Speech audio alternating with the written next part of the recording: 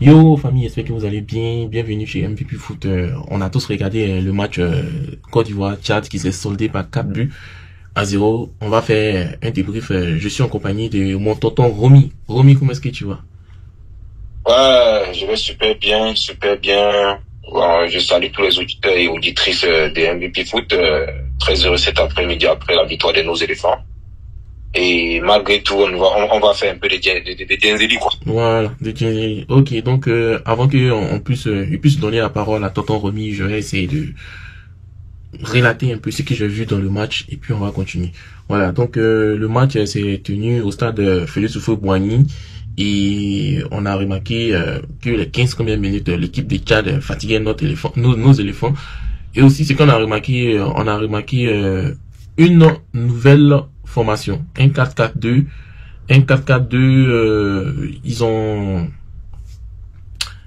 mis Agbadou Ndika et Aguela Doué, ils ont mis aussi Christopher Operi, il y avait Jérémy Boga, il y avait Simon Adengra, Franck Kessié, Jean-Hugues Aoulou, Bayo Vakoun et Jean-Philippe Crasso. Voilà. Donc pour moi, c'était bien face à une équipe qui jouait regroupé. Bah, le 4-4-2, c'est comme si on avançait, on leur mettait beaucoup de pression. Et j'ai vraiment aimé ce match-là, même si on a joué à domicile. C'était moi dit que on jouait à domicile, donc c'était normal. Mais j'ai vraiment aimé ce match-là parce qu'on a mis beaucoup de pression. Il y a eu beaucoup de pressing. C'est vrai que c'est pas le pressing qu'on aimerait voir, mais comparé aux autres matchs des éléphants, je pense que ce pressing était nettement mieux. Et j'ai vraiment aimé aussi la paix Guela Doué, Simon Adengra sur le côté ailier gauche. Donc je me demande est-ce que Simon Adengra va pas comment on appelle jouer sur le côté gauche parce que sur son côté gauche c'est très très intéressant. Et toi Romy, qu'est-ce que tu penses de Simon Adengra sur le côté de Nicolas Pepe? Comme d'habitude, Simon Adengra ne nous déçoit presque jamais. Mais pour moi, je dis, c'est difficile d'apprécier, de l'apprécier face à un adversaire comme le Tchad, sincèrement. Je vais être honnête, pour moi, le Tchad ne vaut pas notre équipe nationale. Ce n'est même pas comparable, en fait, selon moi. Bon, on dit que en Afrique, il n'y a plus de petites équipes, mais pour moi, le Tchad, c'est une petite équipe. Donc, oui, c'est un très bon match. Mais triste, Simon Adengra a joué à l'image de l'ensemble de toute l'équipe, très à l'aise de balle au pied. Donc, moi, j'ai dit, est-ce que, oui, par rapport à ce match-là, il a très bien joué, il a même été leader. Mais est-ce que, doit-on apprécier sa valeur dans ce match-là, vu étant donné la qualité de l'adversaire que l'on avait? Non, mais tu sais Steve, tu sais pourquoi je parle de ça. Si tu remarques, Simon Adengra avait joué un match contre les Seychelles, le même but qu'il a marqué aujourd'hui. Oui. Il a marqué le même but contre les Seychelles, en fait. Le Seychelles avait gagné 13-0, je pense. 9-0. Où il est revenu sur le côté, il a enroulé le ballon. Et puis aussi, quand on regarde aussi, c'est vrai que c'est une petite équipe, mais quand on regarde Guela Doué jouer avec Simon Adengra, on s'est dit, mais ceux-là, ils s'entendent parfaitement parce que les petits tiki-taka, les jeux de passe et le ballon avançaient rapidement. Ouais. Du moment où ce qui a fait que même le côté de Christopher Operi et Jérémy Boga, on ne les voyait pas trop parce que les gens voyaient les ballons uniquement sur le côté de Guela Doué et Simon Adengra. Tu as parfaitement raison, je vais te couper. Tu as parfaitement raison, je te donne pleinement raison. Et c'est ce qu'on a demandé au coach qui laissait d'autres chemins de jeu. C'est ce qu'on lui a toujours demandé. Aujourd'hui, il a essayé. Il a mis Simon Adengra jouer sur le côté avec Guela Doué et l'autre et Simon Adengra à la place de Nicolas Pepe. On a vu un match assez différent. C'est ce qu'on demande au coach, c'est-à-dire d'essayer d'oser. C'est-à-dire c'est tant qu'il ne va pas creuser au sein de son effectif pour tirer le maximum de potentialité, on aura de la difficulté. On jouera la CAN à l'extérieur. Déjà que nous sommes sortis deuxième de notre poule, ça veut dire que on va avoir pour verser les têtes de chapeau. Non, mais on a dit que on a été deuxième avec 12 points comparé à des équipes qui étaient premiers avec 8 ou 9 points, donc ce qui fait que nous serons tête de chapeau. Ok, je comprends. Ok, bon, c'est ça. Donc on ne veut pas, j'ai dit, ce que moi j'attends du coup là, c'est qu'on va jouer les qualifications pour la Coupe du Monde qui s'en vient là, bientôt. Oui. Il faudrait que, comme tu dis, il ose. Il faut qu'il ose beaucoup. Il a osé aujourd'hui contre les Tchad. Il faut pas qu'il tombe devant une équipe, c'est pas un peu au Tchad, il nous met 5 millions, 6 millions. Non.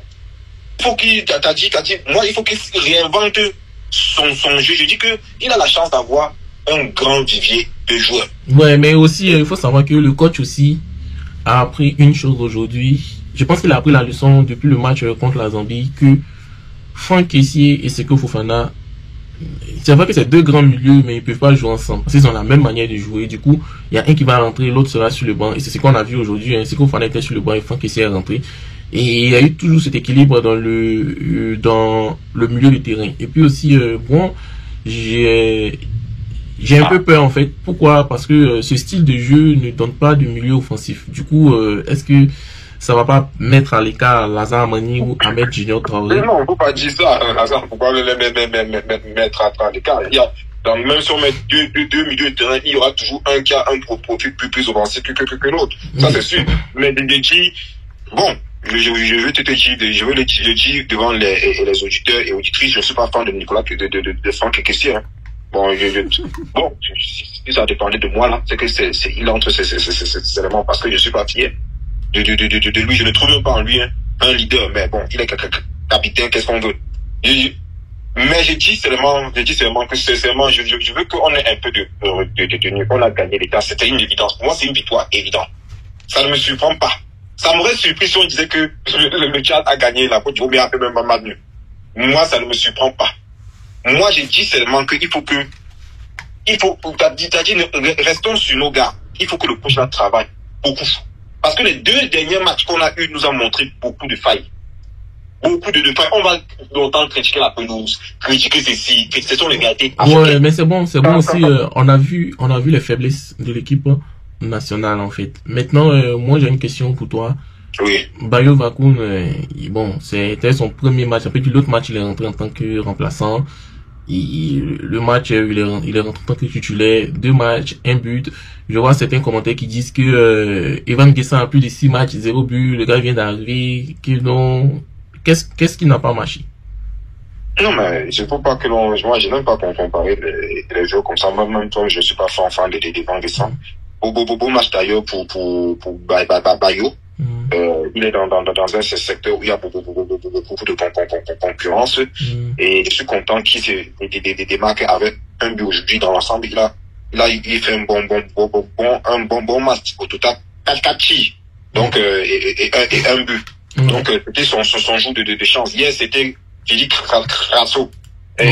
Donc, ça dit, ce qu'on attend de nos attaquants, c'est que quand on les donne leur chance, il faut qu'ils donnent raison au coach. Que non, on a eu raison de lui donner sa chance. C'est-à-dire, on n'est pas on ne va pas on ne veut pas créer forcément une concurrence ou bien les comparer. C'est-à-dire qu'il faut que quand il joue, quand chaque attaquant joue, il faut que vraiment qu'il se démarque et qu'il soit une alternative vraiment, comme Philippe Crasso l'a fait. Philippe Crasso a largement prouvé lors des rencontres précédentes. Aujourd'hui, c'est Babayo. Demain, je souhaite que ça soit Evan Guessant. Moi, mon regret, c'est que la chance qu'on a donnée à Babayo, on n'a pas donné ça à la Télat, le joueur de Middlesbrough. C'est que, et depuis, on ne l'appelle même plus. Je ne sais pas pourquoi. Pourtant, je trouve qu'il a pas carrément le même profil que Babayo. Il joue presque dans la même division. Donc, et c'est un gars qui marque aussi beaucoup de buts. Cette saison-ci, je ne connais pas son total de buts, mais la saison passée, il a accès. Je me pose la question pourquoi on ne lui a pas donné sa chance comme on a donné à Bayo. Est-ce que le chemin de jeu d'aujourd'hui était plus adapté à Bayo? C'est aussi ça. Je pense qu'on a fait des émissions ici, on disait que non. Peut-être descendre dans ce chemin de jeu, est-ce qu'on exploite vraiment Guessant à son plein pour potentiel? On ne sait pas. Donc, ce que je sais seulement, c'est que peu importe l'attaquant, t'as dit que chacun essaie de gagner sa part, d'être décisif, quoi. T'as dit, si de pour être une alternative à Sébastien Haller, parce qu'on sait que tant que Sébastien Haller quand il va revenir, normalement, c'est lui qui doit être titulaire, parce qu'il a prouvé par le passé qu'on peut compter sur lui. Dommage que, et encore, il a fait quelques propos, mais j'ai confiance que ça va aller. Donc, Sébastien, monsieur Babayou, personnellement, je peux le féliciter, on ne peut pas le critiquer dans ce match-ci. On va essayer, on va l'observer lors des prochaines rencontres, afin d'identifier comment il peut améliorer son jeu pour l'équipe, quoi. Mais sinon, aujourd'hui, là, il a fait un très, très bon match, selon moi. Ouais. Allô? Ouais, ok, c'est bon. En tout cas, merci. Aussi, qu'est-ce que tu penses du Emmanuel Agbadou qui a marqué son but? Tu connais aussi Konaté Karim qui a tiré un coup franc et le gardien a dévié et Oumar Diakité, le Ourourou, a fait du Ourourou et c'est rentré. Lui, il est fort dedans. Hein. Il a marqué. Ouais, ou gardien relâche, ou il faut venir mettre le pied rapidement pour marquer, il est vraiment fort dedans. Je comprends pourquoi le coach le prend. Si on voit Agbadou, est-ce que depuis que Agbadou a eu une place de titulaire à l'équipe nationale, sincèrement, je ne connais pas un match où on peut critiquer Agbadou. Sincèrement, selon moi. Depuis tous les matchs qui joue à l'équipe nationale, jusqu'à date, jusqu'à présent là, on ne peut pas. Je connais pas un match où je peux le critiquer. C'est vrai qu'il y a toutes les choses à améliorer. Aujourd'hui, il a été décidé pour l'équipe. Et c'est bien, j'aurais aimé que c'est Ndika qui marque au moins son but. Parce que Ndika, ça fait quand même longtemps qu'il est là. On va aussi voir le vieux un peu enjaillé, quoi. Donc, mais Agbadou, on n'a rien à dire, là. Pour moi, je pense que c'est même avec Ndika, c'est la paix qu'il nous faut. Les autres, Diomandé, oui, il joue à Sporting, peut-être il va aller en Manchester, mais ce n'est pas toujours ça. Ces défenseurs ils vivent une époque où on a beaucoup de défenseurs, c'est pas Bailly, Ndika, Kousousounou, chacun joue dans de très bons clubs, hein, et chacun est même titulaire, presque titulaire. Donc c'est difficile. Donc ils doivent vivre avec la concurrence. Et c'est Agbadou aujourd'hui, et c'est un secteur très sensible, parce que chaque euro que tu fais, ça paye cash. Ça paye cash. Donc, depuis Agbadou, là, vous savez que quand Agbadou joue, il joue avec Jésus. Donc, qui sait? Ouais, c'est ça. Bon, et Oumar Diakité, je pense que son but lui fait du bien, même si c'est un but bon. Je sais, même si on avait coupé le pied de l'attaquant, il pourrait marquer ce but-là. Mais bon, j'ai dit, ça fait du bien au moral, parce qu'avec tous les critiques qu'il reçoit ces derniers temps. Mais il faut vraiment regarder son match, il fait des gestes qui sont un peu bizarres, en fait. Regardez, moi, c'est vrai qu'on dit qu'il est vraiment aimé, mais moi, c'est un ailier, il n'a qu'à être, un ailier, fait pas des gestes un peu. Il a quand même marqué, on ne doit pas cracher de dessus. Ouais, il marque les buts, mais bon, il y a eu une action où il a essayé de faire les passements des gens, mais ça, il s'est perdu, et puis ils ont arraché le ballon. On sait pas à quoi, il sait pas quoi, il sait pas si, ouais, il vrai qu'il a 22 ans, mais il sait pas s'il joue. Il joue pour l'équipe ou bien il joue pour la foule, en fait. Pour que la foule crie, oh, il sait pas, il sait vraiment. C'est ça. Aujourd'hui, il a quand même marqué depuis. T'as dit ça, c'est bon pour le moral, pour la confiance. On attend beaucoup mieux de lui. Mais bon, on ne va pas cracher dessus. Et que ça soit les Jérémy Bouboka, Opéry, je pense, c'est un match qui a été dominé de fond en comble par l'équipe. Ouais. Donc, je ne vois pas en quoi, c'est mort. D'accord. Ok, donc on va pas trop durer dans les débriefs. En tout cas, merci Tonton Romy de ton analyse et les fans de Tonton Romy. Je vous rappelle que on va faire l'heure de Tonton Romy qui va vraiment donner son point de vue sur certains aspects du football ivoirien et ça va être une playlist spéciale Tonton Romy. Voilà, donc Tonton Romy va venir et puis ses fanatiques vont parler. Voilà, donc ce qu'il faut retenir, c'est qu'on était déjà qualifié pour la CAN 2025 et on a dominé le Tchad 4-0 et malgré que cette victoire on a manqué la première place, mais bon, il y a des poules qui ont été premiers de leur groupe avec 9 points, 10 points, nous on a eu 12 points, donc je pense qu'on va être tête des chapeaux, et puis cette rencontre était vraiment cruciale pour nous, ça nous permettait de rebondir après 2 défaites consécutives. On a encaissé 2 buts et on a marqué presque je pense qu'en goal différentiel, quand on voit le classement, on est plus 9 ou plus 10 en fait. Voilà, c'est ce qui il faut voir. On est plus 9. On a marqué 11 buts, on a encaissé 2 buts. Voilà. Et Bayo Bakoun a marqué son premier but avec les éléphants. Simon Avenga aussi a marqué un but enroulé comme il sait le faire, et on a fait preuve d'efficacité offensive avec la nouvelle formation. Et le match s'est déroulé au stade Félix-Houphouët-Boigny. Les gens ont vraiment aimé, les gens sont quittés au travail, ils ont vraiment marqué. Donc le match il se jouera en semaine. Je pense que si on joue au stade Félix-Houphouët-Boigny, ça va vraiment aider les gens. Donc il faut qu'on travaille beaucoup sur des failles, sur nos failles, et pour éviter d'autres déconvenus en phase finale, surtout en Coupe du Monde, où ça nous fait très mal de ne pas participer en Coupe du Monde. Donc merci, et puis passez une agréable journée.